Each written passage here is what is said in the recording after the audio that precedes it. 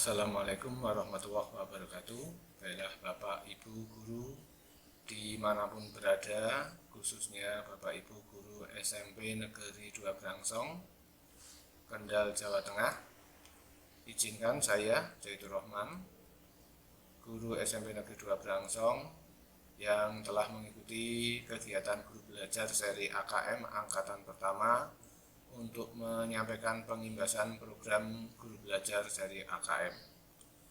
Seharusnya untuk kegiatan pengimbasan akan kami laksanakan secara luring, akan tetapi karena adanya pembatasan di daerah Jawa Tengah, khususnya di Kabupaten Kendal, maka kita tidak bisa hadir di sekolah semuanya.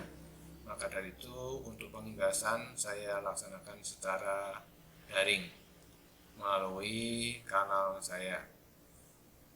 Bapak dan Ibu semuanya, bahwa pengimbasan program guru belajar seri AKM ini direncanakan oleh pemerintah. Tujuannya adalah supaya Bapak Ibu guru nanti sudah bisa memahami terlebih dahulu tentang apa itu asesmen nasional. Tujuan asesmen nasional ini ada 3, yaitu untuk menghasilkan informasi, untuk memantau perkembangan, kesenjangan, kemudian antar kelompok sosial ekonomi di wilayah antar sekolah negeri swasta maupun yang lain. Yang kedua, tujuannya untuk menunjukkan apa yang seharusnya menjadi tujuan utama sekolah, yaitu pengembangan kompetensi dan karakter siswa. Kemudian asesmen nasional juga untuk memberikan gambaran tentang karakteristik esensial sebuah sekolah. Nah, itu tujuan dari asesmen nasional. Kemudian manfaat dari asesmen nasional adalah untuk memotret kualitas pembelajaran di sekolah maupun daerah, umpan balik peningkatan kualitas pembelajaran di sekolah maupun daerah, serta dasar penyusunan program untuk peningkatan pembelajaran di sekolah maupun daerah. Sebelum dilaksanakannya asesmen nasional, di negara kita sudah mengenal yang namanya ujian nasional. Nah, di sini ditampilkan beberapa perbedaan antara ujian nasional dan asesmen nasional. Yang pertama, dari tujuannya, bahwa ujian nasional itu untuk mengevaluasi capaian hasil belajar murid secara individu. Sedangkan asesmen nasional ini untuk mengevaluasi sistem di satuan pendidikan. Yang kedua, jenjangnya untuk ujian nasional tidak dilaksanakan di tingkat SD, sementara asesmen nasional SD, MI termasuk di dalamnya. Level siswa ujian nasional adalah siswa-siswa di tingkat akhir pada setiap jenjang, jadi kelas 9 SMP maupun kelas 12 SMK, SMA. Sementara untuk level siswa asesmen nasional adalah kelas 5, 8, dan 11. Subjek siswa untuk ujian nasional adalah semua siswa, sedangkan untuk asesmen nasional itu dipilih secara acak. Model soal ujian nasional di tingkat SMP semuanya pilihan ganda, di SMA SMK ada pilihan isian singkat untuk mapel matematika. Sementara asesmen nasional ini lebih bervariatif, ada pilihan ganda kompleks menjodohkan isian singkat dan uraian. Sasaran penilaian ujian nasional adalah penguasaan terhadap mata pelajaran, sedangkan asesmen nasional sasaran penilaiannya adalah kompetensi literasi, numerasi, kemudian karakter serta kualitas dan iklim satuan pendidikan. Metode penilaian ujian nasional menggunakan CBT atau berbasis komputer, dan ada juga yang berbasis kertas. Sedangkan untuk asesmen nasional semuanya berbasis komputer. Kemudian kriteria peserta. Peserta adalah seluruh satuan pendidikan, tidak memandang itu sekolah negeri maupun sekolah swasta. Tetapi untuk muridnya tidak semua murid, hanya murid yang dipilih secara acak. Kemudian diambil kelas 5, 8, dan 11 saja. Setiap peserta mengerjakan tes literasi membaca, literasi numerasi, survei karakter, dan survei lingkungan belajar. Jadi ada 4 yang harus dikerjakan, yaitu literasi membaca, literasi numerasi, survei karakter, dan survei lingkungan belajar. Bentuk soal tadi sudah disampaikan.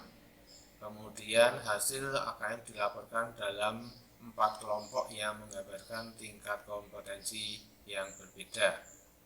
Ya, jadi untuk literasi ada 4 kelompok, yaitu yang perlu intervensi khusus, dasar, cakap, dan mahir. Detailnya, yang perlu intervensi berarti belum mampu muridnya. Dasar itu sudah mampu menemukan, mengambil informasi. Cakap membuat interpretasi, sedangkan yang mahir itu sudah bisa mengintegrasi beberapa informasi. Untuk yang numerasi juga ada 4 kelompok, yaitu yang perlu intervensi khusus, dasar, cakap, serta mahir.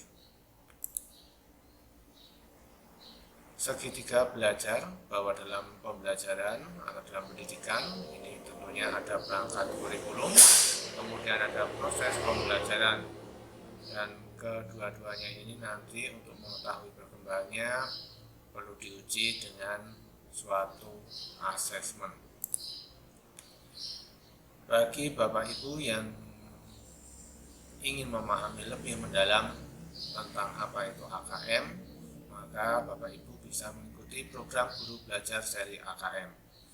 Jadi yang saya jelaskan di depan itu tadi adalah gambaran secara singkatnya. Untuk lebih bisa memahami lebih detail lagi, silakan Bapak Ibu mengikuti program guru belajar seri AKM yang diselenggarakan secara daring. Alamatnya di https gurubelajar.kemdikbud.go.id. Tampilannya seperti ini. Silakan nanti pilih yang seri asesmen kompetensi minimum.